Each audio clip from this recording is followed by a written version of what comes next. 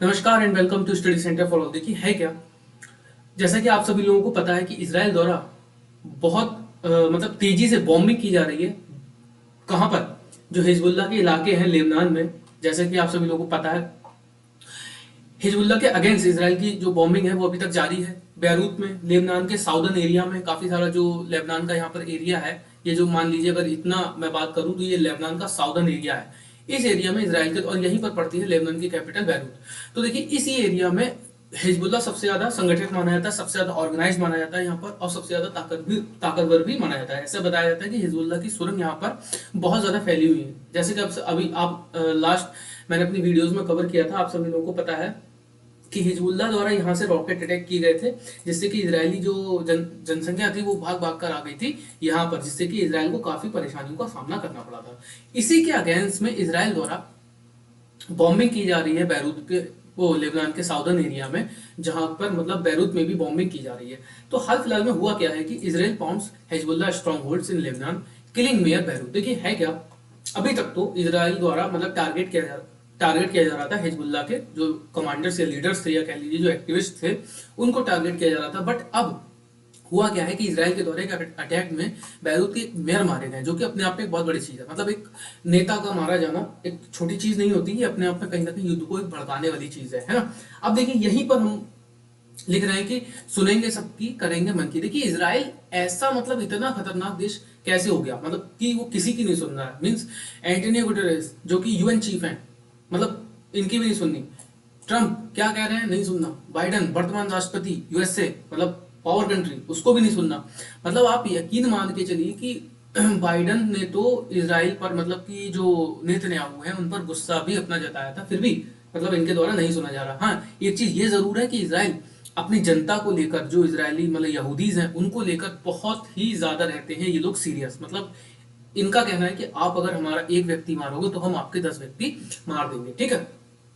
तो देखिए सबसे पहले आपको शॉर्ट में बता देते हैं कि क्या घटनाक्रम थे, कैसे मतलब ये युद्ध की स्थिति बनी, है ना। सबसे पहले था क्या, देखिए लास्ट ईयर जो इसराइल का एक त्योहार होता है, जो इनका एक बहुत होली फेस्टिवल माना जाता है, मैं यहाँ पर नाम उसका भूल रहा हूँ, तो वो था 7 अक्टूबर को लास्ट ईयर 2023 में।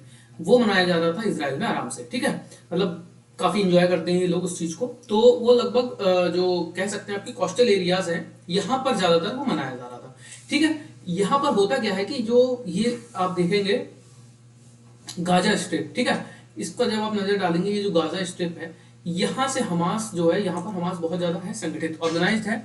यहाँ से हमास के कुछ आतंकी ट्रूप्स बनकर, मतलब कि इनकी जो आर्मी की ड्रेस है उसको पहनते हैं, डुप्लीकेसी करते हैं, फिर उसके बाद कुछ जैसे उड़कर, मोटर के थ्रू उड़कर इनकी सीमा में कर जाते हैं एंटर, और जहां जहां पर भी कोस्टल एरियाज में चल रही होती हैं पार्टीज, वहां पर वो कर देते हैं ताबड़तोड़ फायरिंग। इस ताबड़तोड़ फायरिंग में लगभग इसराइल के लगभग मान के चलिए लगभग 1000 से ऊपर लोग तो मारे जाते हैं, प्लस 200 से 300 लोगों को ये लोग करते क्या है, क्योंकि ये उतरते इन्हीं इसी पास के एरिया में है, यहाँ पर जो पार्टी चल रही होती है, फिर यहाँ से ये लोग करते क्या है, मतलब कुछ घरों में भी उतरते हैं और घरों में अंधाधुंध फायरिंग करते हैं, बच्चों को मारते हैं, लेडीज को किडनैप करके ले जाते हैं। लगभग बताते हैं कि 200 से 300 लोगों को ये लोग ले जाते हैं गाजा स्ट्रिप के अंदर। मीन्स जो गाजा पट्टी है, इसी को पैलेस्टीन बोला जाता है। अब इसके अंदर ले जाते हैं और उनको बना देते हैं हॉस्टेज, मतलब उसको बंदी, उनको बना लेते हैं वो बंदी, ठीक। अब अभी भी उनके द्वारा मतलब बताया जाता है कि जो कैदी बनाए गए हैं, इजरायली जो सिविलियंस हैं, उनको नहीं छोड़ा गया है ना। इसी के अगेंस्ट में इसराइल अभी तक बॉम्बिंग जो है जारी रखा हुआ है, यही कारण माना जाता है। तो देखिए होता, फिर इसके जवाब में इसराइल के द्वारा चलाया जाता है आयरन स्वॉर्ड ऑपरेशन, ठीक है, याद रखिएगा। आयरन स्वॉर्ड मतलब एक ऑपरेशन चलाया जाता है, जिस ऑपरेशन में इसराइल के द्वारा गाजा पट्टी में मतलब एयर स्ट्राइक कह लीजिए, फिर उसके बाद अपनी आर्मी भी उतारी जाती है, और उसके बाद यहाँ पानी से भी इसराइल के द्वारा किया जाता है अटैक, ठीक। आयरन स्वॉर्ड के थ्रू इसराइल को बहुत हद तक तो कामयाबी नहीं मिलती है, लेकिन ये जरूर है कि इसराइल जो है हमास को काफी हद तक नुकसान पहुंचाने में हो जाता है कारगर। फिर उसके बाद इसी बीच जब इसराइल हमास से लड़ रहा होता है, इसी बीच हमला होता है हिजबुल्लाह का, ठीक। हिजबुल्लाह का नाम आप सभी लोग जान रहे हैं। इसी बीच हमला होता है हिजबुल्लाह का। हिजबुल्लाह जो ऑर्गेनाइज था वो था यहाँ से, ठीक है, याद रखिएगा लेबनान। ये जो लेबनान है, लेबनान से हिजबुल्लाह अटैक करता है यहाँ पर, जैसा कि अभी मैंने थोड़ी देर पहले आपको बताया था कि यहाँ की फिर जो पॉपुलेशन है वो आ जाती है यहाँ पर, ठीक, यहाँ पे युद्ध अभी कंटिन्यू चल ही रहा है। फिर उसके बाद इजराइल एक फ्रंट पर यहाँ पर लड़ने लगता है हिजबुल्लाह से। तो हिजबुल्लाह देखिए है क्या, हिजबुल्लाह का अगर मैं थोड़ा सा आपको वर्णन करूँ, इसके बारे में बताऊं, तो हिजबुल्लाह जो है ना, ये एक आतंकी संगठन है। ये सबसे ज्यादा मतलब इसको अगर बैक करता है कोई, वो करता है ईरान। ठीक है, अब हिजबुल्लाह के द्वारा यहाँ से किया जाता है इजराइल पर अटैक। फिर उसके बाद इजराइल द्वारा यहाँ से इसका एक वॉर फ्रंट और खुल जाता है। इसके बाद इजराइल व्यस्त हो जाता है यहाँ पर। फिर आप सभी लोगों को पता है कि यहाँ पर इजराइल बॉम्बिंग तेज करके गाजा को लगभग मतलब एक इसको बोलते हैं कि ओपन प्रिजन, वर्ल्ड्स ओपन सबसे बड़ा मतलब बिगेस्ट ओपन प्रिजन है। यहाँ पर इजराइल के द्वारा बिजली, पानी, लाइट सब बंद कर दिए जाते हैं। और जो इजिप्ट या फिर मिस्र से आने वाली मदद या फिर अन्य जगहों से आने वाली मदद है, उन सबको भी कर दिया जाता है बंद। ठीक, फिर उसके बाद इजराइल व्यस्त हो जाता है हिजबुल्लाह में। देखिए क्योंकि हिजबुल्लाह काफी हद तक नुकसान पहुंचाता आया है इजराइल को, बहुत ज्यादा। ठीक है, आए दिन ये रॉकेट इजराइल की सीमा में छोड़ता रहता है। इसमें होता क्या है, इजराइल के द्वारा अब इस समय जो वर्तमान में ऑपरेशन चलाए जा रहे हैं हिजबुल्लाह के अगेंस्ट, वो इसकी सीमा में घुसकर मतलब कि बैरूत के पास घुसकर चलाए जा रहे हैं। अब देखिए है क्या, आप सभी लोगों को पता है इजराइल के द्वारा काफी अटैक भी किए गए हिजबुल्लाह के अगेंस्ट, साइबर अटैक किए गए, जैसे कि पेजर अटैक हुआ था, जो हिजबुल्लाह की मतलब हिजबुल्लाह द्वारा एक कंपनी को, यूरोपियन कंपनी थी एक, उसको पेजर बनाने का एक वो दिया गया था कॉन्ट्रैक्ट। उस पेजर में बताते हैं कि इजराइल की जो खुफिया एजेंसी है मोसाद, उसने लगा दिए थे बैटरी बॉम्ब। ठीक है, तो जब वो पेजर लगभग 300 से 400 पेजर जब आते हैं हिजबुल्लाह के पास, तो वो जब यूज करते हैं उसको, तो वो जगह जगह फटते हैं। ठीक है, तो जब वो फटते हैं तो उससे होता है हिजबुल्लाह को एक बहुत बड़ा नुकसान, क्योंकि उसके 300 से 400 एक्टिविस्ट जो होते हैं, जो उनके कार्यकर्ता होते हैं, वो हो जाते हैं मेजर डैमेज। ठीक है, क्योंकि किसी के कान पे फटता है, किसी के फेस पे फटता है, किसी के पेट पे फटता है, तो उससे वो लोग मतलब चलने फिरने की स्थिति में नहीं रह जाते हैं। उसके बाद इसराइल के द्वारा एक इसी तरीके के साइबर अटैक को अंजाम दिया जाता है, जिसे कहते हैं walkie talkie attack, very famous. ठीक है, आप सभी लोगों ने न्यूज में आए दिन पढ़ा भी होगा उसके बारे में। वॉकी टॉकी अटैक भी कुछ पेजर अटैक जैसा ही होता है। देन उसके बाद इसराइल पर अप्रैल 2024 में किया जाता है ईरान के द्वारा एक हमला। फिर इसके बाद इसराइल द्वारा बेरूत में हमले और तेज कर दिए जाते हैं, और जो हिजबुल्लाह का जो लीडर था जिसका नाम नसरुल्लाह था, उसके द्वारा इसराइल के द्वारा उसको एक एयर स्ट्राइक में मार दिया जाता है। ठीक है, ये अपडेट थी अब तक की। देन ईरान के द्वारा फिर से इसराइल पर अभी 1 अक्टूबर को लगभग 180 प्लस मिसाइल से अटैक किया जाता है, और कहीं ना कहीं इसराइल को इसमें थोड़ा बहुत तो नुकसान होता है। इसराइल भले इस चीज को ना माने, लेकिन हाँ 180 प्लस बैलिस्टिक मिसाइल जब इसराइल के ऊपर गिराई गई थी, तो उनमें से कुछ मिसाइल इसराइल की सीमा में जाकर गिरी थी। और ऐसा भी ईरान के द्वारा कहा गया था कि इसराइल के जो F-35 जो प्लेन का बेड़ा है, उसको ईरान की मिसाइल द्वारा नष्ट कर दिया गया था। लगभग 30 से 35 विमान इसराइल के नष्ट कर दिए गए थे। देखिए उसके बाद से इसराइल द्वारा, देखिए है क्या, हिजबुल्लाह हमला किया ईरान ने। ठीक है, इसराइल ने पलटवार ना करते हुए क्या किया कि हिजबुल्लाह के अगेंस्ट बॉम्बिंग और कर दी तेज। अब देखिए ये जब बॉम्बिंग तेज हो जाती है ना, तो बॉम्बिंग तेज का मतलब है कि अब और लोग मारे जाएंगे। यही कारण है कि जब इसराइल ने यहाँ पर बॉम्बिंग तेज की, तो कुछ ऐसी खबर निकल कर आई कि Israel bounce Hezbollah strong holds इन लेबनान। तो मतलब जहां पर भी स्ट्रॉन्ग मतलब पोजीशन में इसराइल की जो खुफिया एजेंसी है, उनके द्वारा जो सूचनाएं दी गई कि हिजबुल्लाह यहाँ पर बहुत ज्यादा मतलब स्ट्रांग है, वहां पर इसराइल के द्वारा की जाती है एयर स्ट्राइक, और उन्हीं एयर स्ट्राइक में से एक एयर स्ट्राइक में मारे जाते हैं बैरूत के एक मेयर। ठीक है, तो ये अपने आप में एक कहीं ना कहीं चौंकाने वाली बात है। देखिए होता क्या है कि जब इसराइल पर ईरान के द्वारा लगभग 180 प्लस बैलिस्टिक मिसाइल से हमला किया गया था, देन उसके जस्ट ये अंदाजा लगाया जा रहा था कि इसराइल 1 या 2 दिन में अपने ऊपर हुए इस हमले का लेगा बदला। तो ये भी अंदाजा लगाया जा रहा था, कई लोगों के द्वारा ऐसी न्यूज मतलब पब्लिश हुई थी, आर्टिकल पब्लिश हुए थे, जिसमें ये कहा जा रहा था कि इसराइल जो है ईरान की जो ऑयल रिफाइनरीज हैं उन पर अटैक करेगा। तो ईरान की जो ऑयल रिफाइनरीज हैं वो लगभग यहाँ पर हैं, और एक दो जो ईरान के कह लीजिए कि यूरेनियम एनरिचमेंट साइट्स हैं, जैसे कि उसके न्यूक्लियर साइट्स हैं, वो यहाँ कहीं हैं। और यहाँ कहीं पर इसराइल के जो फाइटर प्लेन हैं वो पर्शियन गल्फ के ऊपर उड़ते हुए देखे भी गए। तो इस चीज से बहुत ज्यादा लोगों ने अंदाजा लगाया कि कहीं ना कहीं इसराइल जो है ईरान की न्यूक्लियर साइट्स प्लस जो ऑयल रिफाइनरी साइट्स हैं उन पर करेगा हमला। बट ऐसा नहीं हुआ। इसराइल जैसा कि सबको चौंकाता है, पेजर अटैक से इसराइल ने चौंकाया, उसके बाद इसराइल ने वॉकी टॉकी अटैक से चौंकाया। 3 या 4 दिन बाद ही इसराइल के द्वारा ईरान पर किया जाता है एक बहुत बड़ा साइबर अटैक। ठीक, इसराइल ने जब एक साइबर अटैक किया तो इसमें बताया जाता है कि इसराइल ने ईरान की काफी ज्यादा खुफिया जानकारी जो है चुरा ली, और इन खुफिया जानकारी के आधार पर अब इसराइल जो है ईरान पर करेगा एक बड़ा हमला। इस चीज की इस समय बहुत ज्यादा आशंका बताई जा रही है। ठीक, ये थी अपडेट्स। अब देखिए इसराइल इस समय जो मूल रूप से अगर कह रहे हैं कि पूर्ण रूप से व्यस्त है, तो वो है व्यस्त कहां पर, यहाँ पर हिजबुल्लाह के साथ इस समय इसराइल व्यस्त है। क्योंकि देखिए जो नेतन्याहू है ना, इनके द्वारा सीधा सीधा कहना है कि जब तक हम, जैसे कि इन्होंने हमास में किया, सॉरी गाजा पट्टी में हमास को फिनिश किया। अभी अभी रिसेंट की एक न्यूज है, उसमें ये दावा किया जा रहा है कि हमास का जो न्यू लीडर है उसको भी इसराइल द्वारा मार गिराया गया, क्योंकि यहाँ पर भी इसराइल के ऑपरेशन अभी कहीं ना कहीं जारी हैं, ग्राउंड ऑपरेशन यहाँ पर भी इसराइल की जो थल सेना है, आर्मी है, वो कर रही है अभी भी। और नसरल्ला के बाद जो सैफुद्दीन चीफ बना था उसको भी कहीं ना कहीं मार दिया गया है, और अब जो नए चीफ बने हैं हिजबुल्लाह के, उनके ऊपर भी खतरा कहीं ना कहीं मंडरा रहा है। अब देखिए जब इसराइल ने साइबर अटैक ईरान पर कर दिया है तो इस चीज की आशंका बहुत ज्यादा है कि कहीं ना कहीं इसराइल के द्वारा जो अपने टारगेट्स हैं उनको लॉक कर लिया गया है। यही कारण है कि इसराइल को दी गई है अमेरिका के द्वारा थर्ड मिसाइल सिस्टम।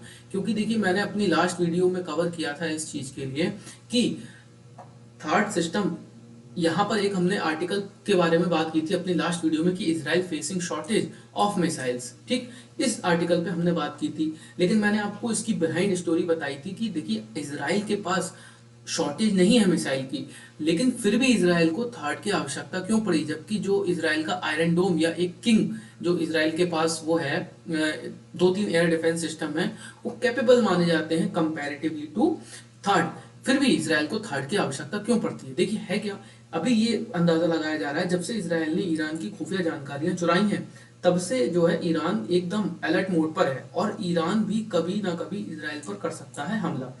और इस बात की बहुत ज्यादा आशंका है कि ईरान के द्वारा चूंकि अप्रैल 2024 और अक्टूबर 2024 में हमला किया गया 2 बार, तो कहीं ना कहीं ईरान को इस चीज का डर है कि इसराइल उस पर बैलिस्टिक मिसाइल या फिर कह लीजिए कि जो अपने F-35 प्लेन, इसके जो फाइटर प्लेन है, क्योंकि देखिए इसराइल ने हाल फिलहाल में एक न्यूज पब्लिश हुई थी, उसमें ये दावा किया गया था इसराइल ने जो अपने फाइटर प्लेन है उनकी जो मारक क्षमता है ना उसको बहुत ज्यादा एक्सटेंड किया है, मतलब उनके द्वारा जो मिसाइल छोड़ी जाती हैं उसकी दूरी को इसराइल ने बढ़ाया है, अपडेशन किए हैं उनमें।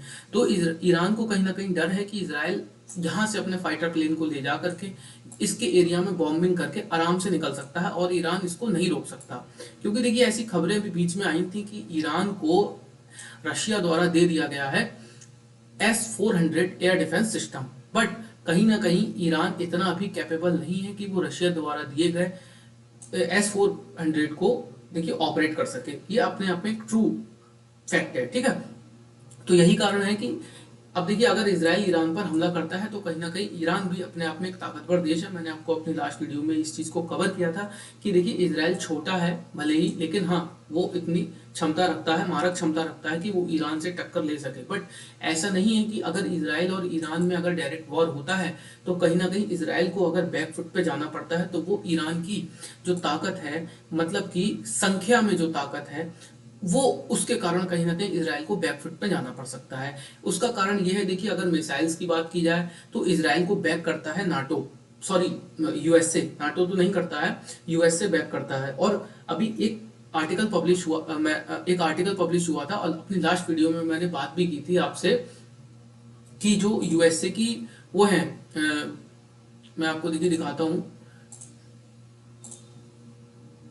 सॉरी अभी मेरे पास वो इमेज नहीं है यूएसए की, मतलब जो अरब कंट्रीज में जो एक्टिविटी को काउंट करते हैं उनके द्वारा एक बयान दिया गया था कि यूएसए के पास सप्लाई सीमित है मिसाइल्स की। तो कहीं ना कहीं देखिए यूएसए व्यस्त है यूक्रेन को भी मिसाइल देने में, ठीक है, वो कहीं ना कहीं सप्लाई दे रहा है यूक्रेन के लिए, क्योंकि उधर यूक्रेन भी लगभग रशिया के साथ 1-2 साल से युद्ध लड़ रहा है। तो कहीं ना कहीं अगर अमेरिका यहाँ पर भी सप्लाई देता है तो उनके द्वारा ये बयान दिया गया कि अमेरिका के भी पास सप्लाई सीमित है। तो देखिए अगर डायरेक्ट वॉर ईरान और इजराइल में होता है तो इसमें कहीं ना कहीं नुकसान इजराइल को उठाना पड़ सकता है, इसमें कोई दो राय नहीं है। क्योंकि इजराइल के पास संख्या में आर्मी की अगर बात करें तो आर्मी भी ज्यादा है, और बैलिस्टिक मिसाइल्स की अगर बात करें तो मिसाइल्स भी ईरान के पास ज्यादा है।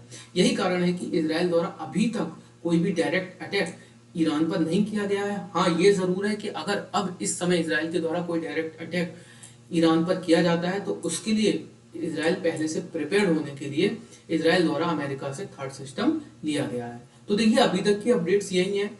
क्यों, देखिए है क्या, सुनेंगे सबकी, करेंगे मन की। देखिए आप सभी लोगों को पता है कि ईरान मतलब इसराइल इस समय किसी की नहीं सुन रहा है। अमेरिका द्वारा बहुत कड़े शब्दों में इसराइल से कई बार कहा गया है कि भाई अब आप बॉम्बिंग अपनी बंद कीजिए, गाजा पट्टी में रिलीफ भेजिए। उसके बाद अब कहीं इसराइल द्वारा 10 या 15 ट्रक रिलीफ के भेजे गए हैं, मतलब वहां पे एड भेजी गई है, क्योंकि वहां पे पानी बिजली इसराइल ने सब बंद कर रखी है।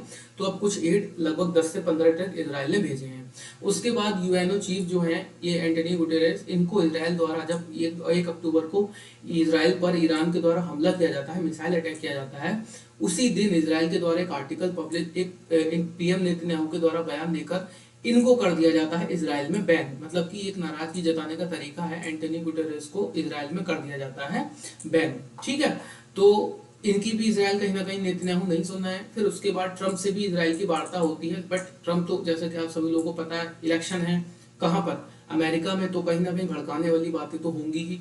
लेकिन हाँ, यहाँ पर एक चीज ये है कि चूंकि सत्ता में है अमेरिका में इस समय जो बाइडेन, तो कहीं ना कहीं जो बाइडेन के द्वारा एक समझदारी भरी बात इसराइल से कही गई कि भाई देखो, आप ईरान के न्यूक्लियर साइट्स पर हमला मत करो, उसकी ऑयल रिफाइनरीज पर हमला मत करो, क्योंकि देखिए अगर 3% ईरान जो है प्रोडक्शन करता है वर्ल्ड में क्रूड ऑयल का, कच्चे तेल का, अगर कहीं ना कहीं ऐसा होता है ईरान पर इसराइल द्वारा हमला किया जाता है, मतलब उसके ऑयल साइट्स पर हमला किया जाता है, तो ये जरूर है कि वर्ल्ड में ऑयल के प्राइस कहीं ना कहीं इंक्रीज होंगे और इन सब का असर जो है हमारे और आपकी जेबों पर जरूर पड़ेगा। ठीक है, यही कारण है कि जो बाइडेन का मुझे बयान अच्छा लगता है, उनके द्वारा ये कहा जाता है कि आप उनकी जो है न्यूक्लियर साइट्स पर हमला मत करो, उन्होंने जैसा हमला आप पर किया है वैसा ही हमला आप भी करो। लेकिन ये बात अपने आप में बहुत हद तक जस्टिफाई नहीं होती है, क्योंकि भाई देखिए आप अगर किसी देश पर डायरेक्ट हमला करते हैं तो वो चीज उस देश की अस्मिता के लिए बहुत बड़ी चीज मानी जाती है,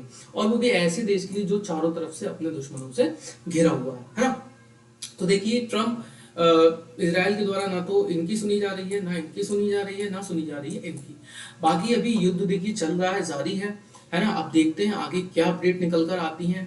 खबरें सच में चौंकाने वाली निकल कर आ रही है कि देखिए कोई किसी को सुनना नहीं चाह रहा है, और सबकी भलाई देखिए इसी में है कि युद्ध रुकना चाहिए, है ना। और कहीं ना कहीं अभी बीच में हिजबुल्लाह द्वारा, क्योंकि बैरूत की जो संसद है उसने मतलब इसराइल से सीज फायर का आह्वान किया था, तो उसके बाद बैरूत जो हिजबुल्लाह का जो न्यू चीफ है उसके द्वारा ये भी कहा गया था कि अब हम जो है बैरूत द्वारा जो सीज फायर का मतलब आह्वान किया जा रहा है इसराइल से, हम उसका समर्थन करते हैं। तो इनडायरेक्टली कहीं ना कहीं इसराइल जो वो है हिजबुल्लाह, उसके द्वारा भी सीज फायर का समर्थन करने के लिए कहीं ना कहीं दावा किया जा रहा है।